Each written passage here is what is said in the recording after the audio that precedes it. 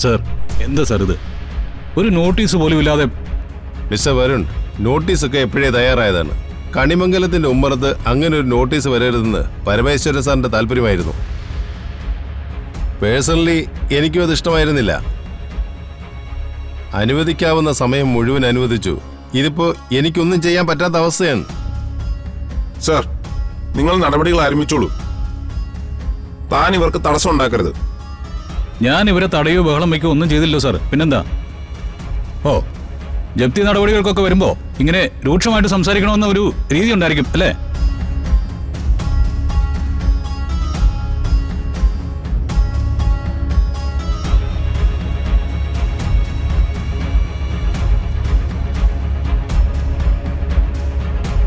വരുൺ, ഏയ് ഒന്നുമില്ല അച്ഛാ.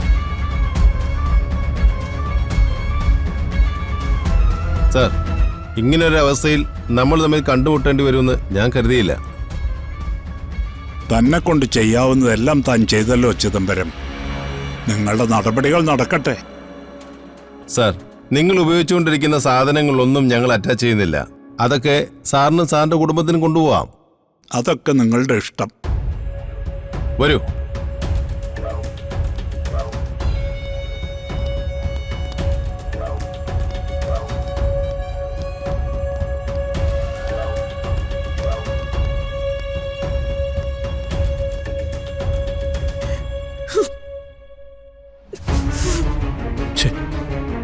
എല്ലാത്തിനും കാരണം ഞാനാ.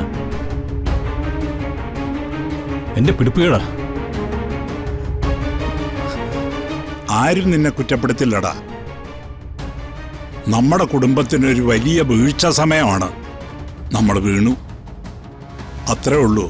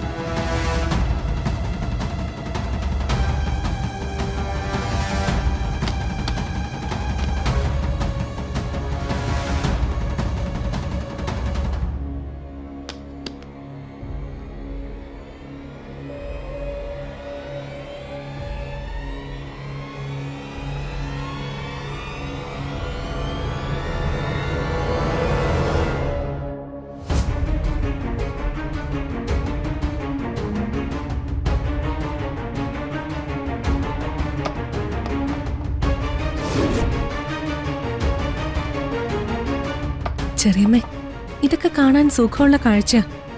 പക്ഷേ ഇവരുടെ കൂടെ തെരുവ് തണ്ട നമ്മളും പോണ്ടേ? ഇതൊന്നും അല്ല കൽപ്പന യഥാർത്ഥ കാഴ്ച. അത് നീ കാണാനിരിക്കുന്നേ ഉള്ളൂ. നീ മാത്രമല്ല, ഇവിടെ നിൽക്കുന്ന എല്ലാരും.